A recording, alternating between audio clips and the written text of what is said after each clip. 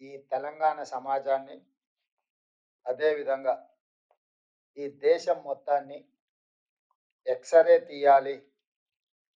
ఒక మనిషి ఎక్స్‌రే తీస్తే ఆ మనిషి లోపల బయట కనిపించే సమస్యనే కాదు, లోపల దీర్ఘకాలికంగా పేరుకుపోయిన సమస్యలన్నిటిని కూడా ఎక్స్‌రే ఏ విధంగా అయితే బయట పెడుతుందో, ఈ దేశం యొక్క స్థితిగతులను ఈ సామాజిక, ఆర్థిక, విద్యా, ఉపాధి, రాజకీయ మరియు కుల సర్వే చేస్తే అన్ని వాస్తవాలు బయటకు వస్తాయి. ఎక్స్‌రే తీయాలని మన నాయకుడు రాహుల్ గాంధీ గారు కన్యాకుమారి నుంచి కశ్మీర్ వరకు పాదయాత్ర చేస్తున్న సందర్భంగా 4000 కిలోమీటర్లు 150 రోజులు మండు టెండల్లో మంచు కొండల్లో నడుస్తూ ప్రజలు ఆయన దృష్టికి తీసుకొచ్చిన విషయాలను క్రోడీకరించి ఈ ఎక్స్‌రే కాంగ్రెస్ పార్టీ తీస్తుంది, చేస్తుంది.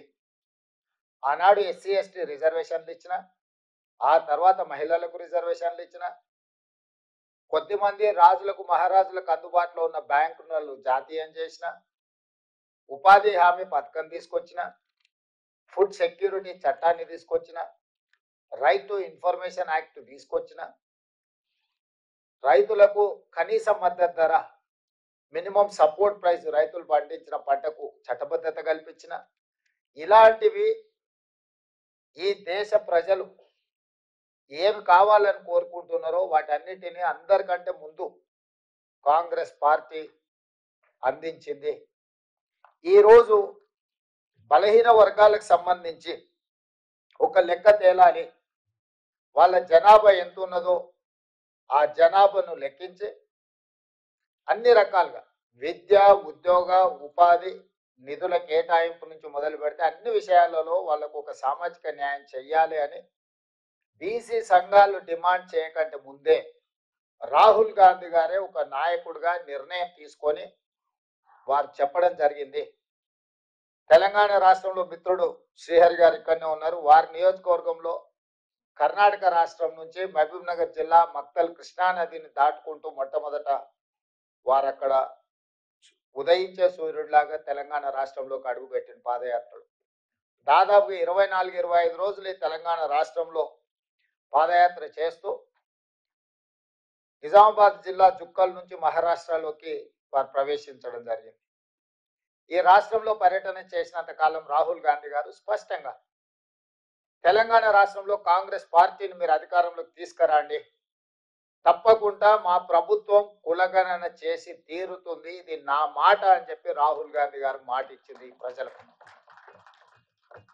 గాంధీ కుటుంబం మాట ఇస్తే ఏ త్యాగానికైనా సిద్ధమవుతుంది, కానీ మాట తప్పదు అని శ్రీమతి సోనియా గాంధీ గారు తెలంగాణ ప్రజలకు తెలంగాణ రాష్ట్రం ఇస్తా అని మాట ఇచ్చి రాజకీయంగా ఎన్నో ఒడిదుడుకులను ఎదుర్కొని తెలంగాణ రాష్ట్రాన్ని వారు ఇవ్వడం జరిగింది.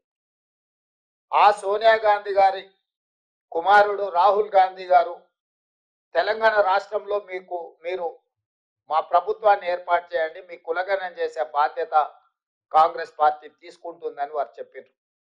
దాంతో తెలంగాణ రాష్ట్రంలో ఉన్న బలహీన వర్గాలందరూ కూడా ఒక అడుగు ముందుకేసి స్వతంత్రం వచ్చినప్పటి నుంచి ఈ రోజు వరకు నాయకులు వచ్చిర్రు పోయిర్రు, కానీ మేము ఎంతమంది ఉన్నామో లెక్క తేల్చలేదు. ఈ రోజు రాహుల్ గాంధీ గారు మాట ఇస్తున్నారు, మనం ఒక అవకాశం కాంగ్రెస్ పార్టీకి ఇచ్చి ఈరోజు మన లెక్కలు తేల్చుకుందామని చెప్పి ముందుకు వచ్చి కాంగ్రెస్ ప్రభుత్వాన్ని ఏర్పాటు చేశారు. మరి ఆ బాధ్యతతో ఆ ఆలోచనతో ఉన్న రాహుల్ గాంధీ గారు, కాంగ్రెస్ పార్టీ, శ్రీ మల్లికార్జున్ ఖర్గే గారు నన్ను తెలంగాణ రాష్ట్ర ముఖ్యమంత్రిగా వారు పార్టీ నిర్ణయం మేరకు శాసనసభ్యులు అందరు కలిసి నాకు ఒక అవకాశం ఇచ్చారు. నేను ఇప్పుడు ఈ సమావేశంలో పాల్గొన్న పెద్దలందరూ, మంత్రులు, పిసిసి అధ్యక్షుడు, మాజీ పిసిసి అధ్యక్షులు, రాజ్యసభ సభ్యులు, అదేవిధంగా ఎంపీలు, ఎమ్మెల్సీలు, ఎమ్మెల్యేలు, కార్పొరేషన్ చైర్మన్లు, జిల్లా పార్టీ అధ్యక్షులు, ముఖ్యమైన మిత్రులందరూ ఈ సమావేశంలో ఉన్నారు. మన అధికారంలో రావడానికి అహర్నిశలు కృషి చేసిన వాళ్ళందరూ ఈ సమావేశంలో ఉన్నారు. ఈరోజు నేను మిమ్మల్ని అడుగుతున్నా, మన నాయకుడు రాహుల్ గాంధీ గారు మాట ఇచ్చిన తర్వాత, ఆ మాటను ప్రజలు విశ్వసించి మనకు అధికారాన్ని కట్టబెట్టిన తర్వాత దీన్ని అమలు చేయడం నా బాధ్యతనా కాదా? కాబట్టే ఈరోజు మన నాయకుడు ఇచ్చిన మాటను తూచా తప్పకుండా అమలు చేయాలనే చిత్తశుద్ధితోని తెలంగాణ రాష్ట్ర ముఖ్యమంత్రిగా దేశంలో ఏ ముఖ్యమంత్రి, ఏ రాష్ట్ర ప్రభుత్వం ఈ నిర్ణయం చేయడానికి సాహసం చేయలే. దానివల్ల వచ్చే రాజకీయ పరిణామాలు కావచ్చు, లేకపోతే ఎదుర్కోవాల్సిన సమస్యల్ని చూసి భయపడి ఎవరు ముందుకు రాలే భారతదేశం మొత్తంలో.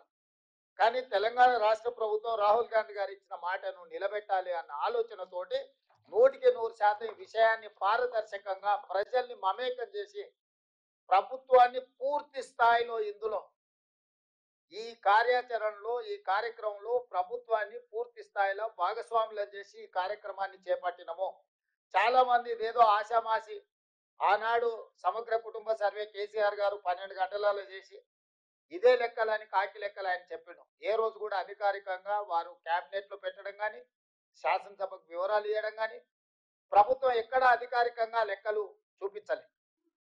ఈ రాష్ట్రంలో ఉన్న జనాభానంతా లెక్క కట్టి ఒక కుటుంబం, ఒక వ్యక్తి ఆ వివరాలను దాచిపెట్టుకొని ఎన్నికలు వచ్చినప్పుడు ఆయనకు అవసరమైన విధంగా ఆ సమాచారాన్ని వినియోగించుకొని రాజకీయ ప్రయోజనం పొందేదే తప్ప 10 సంవత్సరాలలో ఆ సమాచారాన్ని పేదల కోసం వినియోగించలేదు.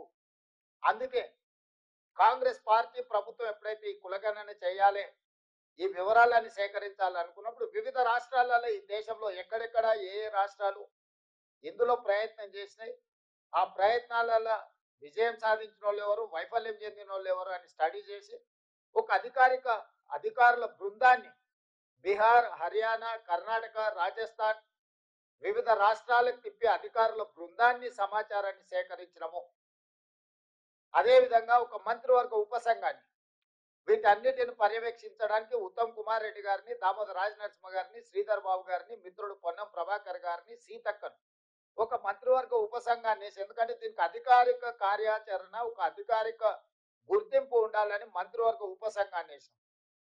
ఈ మంత్రివర్గ ఉపసంఘము అధికారిక బృందము వివిధ రాష్ట్రాలలో పర్యటించి సమాచారం సేకరణ చేసి ఆ వివరాలన్నీ కూడా మంత్రివర్గానికి వాళ్ళు వివరిస్తే అక్కడి నుంచి వివిధ రాష్ట్రాలలో వచ్చిన సమస్యలను దృష్టిలో పెట్టుకొని ఇది ఏదో ఒక డిపార్ట్మెంట్ చేస్తే దీనికి చట్టంలో కోర్టులో ఇబ్బంది వస్తుంది అని చెప్పి ఇతర రాష్ట్రాల అనుభవాలను దృష్టిలో పెట్టుకొని ప్లానింగ్ డిపార్ట్మెంట్ చేయాలని చెప్పి ఒక నిర్ణయానికి వచ్చినాం.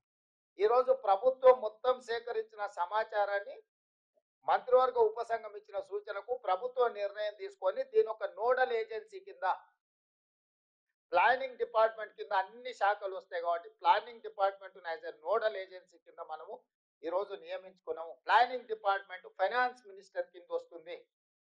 అందుకే ఉప ముఖ్యమంత్రి బట్టి విక్రమార్క గారు ఆర్థిక మంత్రిగా ఉన్నారు. వారి కింద ఉన్న Sandeep Sultania planning department head గా అధికారిగా సీనియర్ ఐఏఎస్ ఆఫీసర్ గా ఉన్నారు. ఈ బాధ్యతను ఉప ముఖ్యమంత్రి బట్టి విక్రమార్క గారికి, ప్లానింగ్ డిపార్ట్మెంట్ సందీప్ సుల్తానియా గారికి అప్పగించడం జరిగింది. ఆ తర్వాత మనము ఈ రాష్ట్రాన్ని మొత్తం 94,863 విభాగాలుగా ఒక్కొక్క క్లస్టర్ 150 ఇండ్లు మొదటి 3 రోజులు ఇండ్ల వివరాలు సేకరించినాం. ఇట్లా ప్రతి ఇంటికి వెళ్ళి ఒక స్టిక్కర్, ప్రతి ఇంటికి వెళ్ళి ఆ ఇంటికి ఒక నెంబర్ వేసి ఫస్ట్ ఇండ్ల సమాచారాన్ని సేకరించినాం. 3 రోజులు ఇదే ప్రక్రియ మీద 94,863 మంది ఎన్రోలర్స్ ఇల్లు తిరిగి ఇంటికి స్టిక్కర్లు అంటించి ఫస్ట్ ఇండ్ల లెక్క రాసుకొచ్చారు. వీళ్ళు పనిచేస్తున్నారా లేదా అని పర్యవేక్షించడానికి 9,628 మందిని సూపర్వైజర్లు, ప్రతి 10 మంది ఎన్రోలర్స్ కి ఒక సూపర్వైజర్ పెట్టు. ఈ 10 మంది ఎన్రోలర్స్ ఇల్లు తిరిగి ఇంటికి స్టిక్కర్ అంటించి ఆ ఇళ్ల వివరాలు సేకరిస్తున్నారా లేదా అని చెప్పి సూపర్వైజర్లను నియమించాం. వీళ్ళ మీద మండల స్థాయిలో ఒక అధికారిని వేసినాం. ఆ మండల స్థాయి అధికారుల మీద ఒక అడిషనల్ కలెక్టర్ స్థాయి, జిల్లా స్థాయి ఇంకొక అధికారిని నియమించాం. ఆ పైన కలెక్టర్ను పెట్టినాం. అంటే కలెక్టరు, అడిషనల్ కలెక్టరు, మండల స్థాయి అధికారి, ప్రతి 10 మంది ఎన్రోలర్స్ కు ఒక సూపర్వైజరు, ఆ కింద ప్రతి 150 ఇండ్లకు ఒక ఎన్రోలర్. ఇంత వ్యవస్థను పక్కడబందిగా 1,03,889 మందిని ఈ ప్రక్రియలో భాగస్వాములను చేసినాము. ప్రభుత్వంలో ఉన్న 15 శాఖలకు సంబంధించిన సిబ్బందిని మనం ఇందులో వినియోగించినాం. అందులో ప్రధానంగా టీచర్లు, ఇతర విభాగాలకు సంబంధించిన అధికారులను ఇల్లు వెళ్ళి ఈ 150 ఇళ్లకు సంబంధించిన సమాచారాన్ని తీసుకురావాలని ఇచ్చినాం. వాళ్ళకి రెగ్యులర్ గా గవర్నమెంట్ ఇచ్చే జీతమే ఇస్తే వాళ్ళకి ఇంట్రెస్ట్ ఉండదని చెప్పి ఈ ఎన్రోలర్స్ గా పాల్గొన్న వాళ్ళకు కూడా మనం ఒక్కొక్కరికి 10,000 రూపాయలు ఇవి చేయడానికి వాళ్ళకు ప్రత్యేకంగా నిధులు ఇచ్చినాం. 160 కోట్ల రూపాయలు మొత్తం ప్రభుత్వ అధికారులు పనిచేసిన అదనంగా 160 కోట్ల రూపాయల నిధులను కేటాయించి 50 రోజులు నిరంతరం 1,03,889 మంది ప్రభుత్వ సిబ్బంది ఇల్లు తిరిగి సమాచారాన్ని సేకరించారు.